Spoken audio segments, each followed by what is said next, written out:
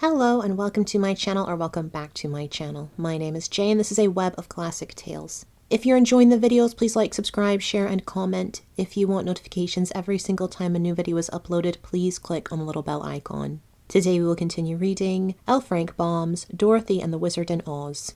When they came to the mountain, it proved to be a rugged, towering chunk of deep green glass, and looked dismal and forbidding in the extreme. Halfway up the steep was a yawning cave, black as night beyond the point where the rainbow rays of the colored suns reached into it. The Mangaboos drove the horse and the kitten and the piglets into this dark hole, and then, having pushed the buggy in after them, for it seemed some of them had dragged it all the way from the domed hall, they began to pile big glass rocks within the entrance, so that the prisoners could not get out again. "This is dreadful," groaned Jim. "It will be about the end of our adventures, I guess." "If the wizard was here," said one of the piglets, sobbing bitterly, "he would not see us suffer so."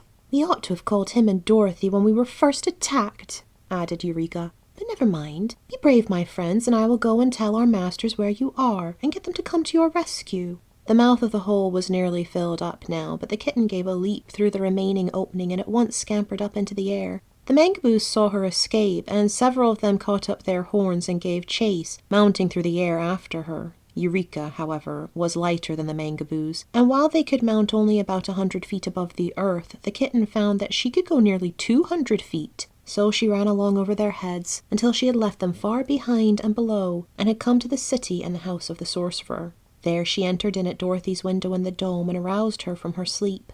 As soon as the little girl knew what had happened, she awakened the wizard and Zeb, and at once preparations were made to go to the rescue of Jim and the piglets. The wizard carried his satchel, which was quite heavy, and Zeb carried the 2 lanterns and the oil can. Dorothy's wicker suitcase was still under the seat of the buggy, and, by good fortune, the boy had also placed the harness in the buggy when he had taken it off Jim to let the horse lie down and rest. So there was nothing for the girl to carry but the kitten, which she held close to her bosom and tried to comfort, for its little heart was still beating rapidly. Some of the Mangaboos discovered them as soon as they left the house of the sorcerer. But when they started toward the mountain, the vegetable people allowed them to proceed without interference, yet followed in a crowd behind them so that they could not go back again. Before long they neared the Black Pit, where a busy swarm of Mangaboos, headed by their princess, was engaged in piling up glass rocks before the entrance.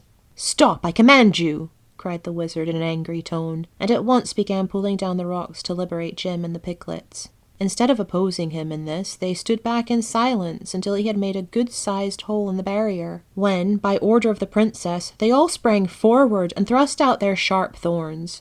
Dorothy hopped inside the opening to escape being pricked, and Zeb and the wizard, after enduring a few stabs from the thorns, were glad to follow her.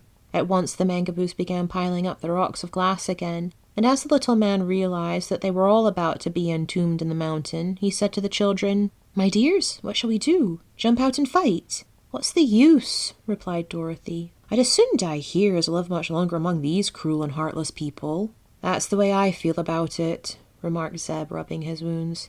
"I've had enough of the Mangaboos." "All right," said the wizard.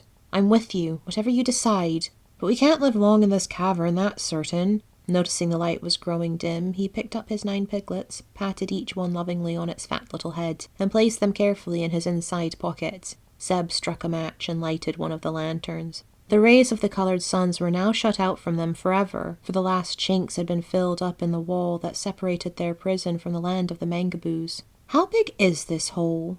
asked Dorothy. "I'll explore it and see," replied the boy. So he carried the lantern back for quite a distance, while Dorothy and the wizard followed at his side. The cavern did not come to an end, as they had expected it would, but slanted upward through the great glass mountain, running in a direction that promised to lead them to the side opposite the Mangaboo country. "It isn't a bad road," observed the wizard, "and if we followed it, it might lead us to some place that is more comfortable than this black pocket we are now in. I suppose the vegetable folk were always afraid to enter this cavern because it is dark, but we have our lanterns to light the way, so I propose that we start out and discover where this tunnel in the mountain leads to." The others agreed readily to this sensible suggestion, and at once the boy began to harness Jim to the buggy. When all was in readiness, the 3 took their seats in the buggy, and Jim started cautiously along the way, Zeb driving, while the wizard and Dorothy each held a lighted lantern so the horse could see where to go. Sometimes the tunnel was so narrow that the wheels of the buggy grazed the sides. Then it would broaden out as wide as a street, but the floor was usually smooth, and for a long time they travelled on without any incident. Jim stopped sometimes to rest, for the climb was rather steep and tiresome. "We must be nearly as high as the six-coloured suns by this time," said Dorothy. "I didn't know this mountain was so tall." "We are certainly a good distance away from the land of the Mangaboos," added Zeb. "We have slanted away from it ever since we started." But they kept steadily moving, and just as Jim was about tired out with his long journey, the way suddenly grew lighter, and Zeb put out the lanterns to save the oil. To their joy, they found it was a white light that now greeted them, for all were weary of the coloured rainbow lights which, after a time, had made their eyes ache with their constantly shifting rays. The sides of the tunnel showed before them like the inside of a long spyglass, and the floor became more level. Jim hastened his lagging steps at this assurance of a quick relief from the dark passage, and in a few moments more they had emerged from the mountain and found themselves face to face with a new and charming country. Thank you for listening. This has been Dorothy and the Wizard of Oz by L. Frank Baum, Chapter 7. I've been Jay. This has been a Web of Classic Tales. Please like, subscribe, share, comment, click that bell icon for notifications. I hope you're having a fantastic day. Have a nice life, and I'll see you next time.